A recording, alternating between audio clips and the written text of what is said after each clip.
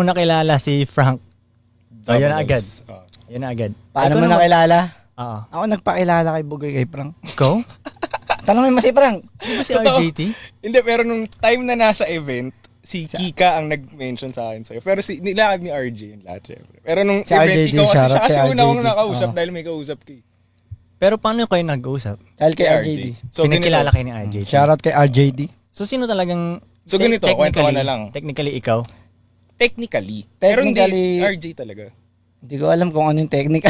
Technically lang. Pero, RJ talaga. tolo. RJT. Kasi Oo. mission nga talaga kita noon, di ba? Pinuntahan ka niya sa isang event yun ng Bawal Clan. Mhm. Hindi, actually, parang months ago, sinabi ko na kay RJ yun. Sabi ko kay RJ, Arj, gusto ko makilala si Bugoy kasi narinig ko yung lyrics niya. Gusto ko yung mensahe ng mga kanta niya. Mhm. Kaya si RJ ang nilapitan ko kasi alam ko mahirap kumunik sa'yo. Mhm. Alam ko si RJ nakakolab mo na before. Mhm. So, ayun, sabi ko sa kanya, gusto ko makilala si Koy. Sabi niya, oh sige, ganyan, ganyan. Tapos one time, nag-text siya sa akin, mayroon launching daw sila sa Makati. Hindi ko alam na nandun ka. Tapos, pumunta ako. Mhm. Tapos, late si RJ. Wala si RJ. Late talaga yun, Ah, RJT late pa. si RJ nun eh. Tapos,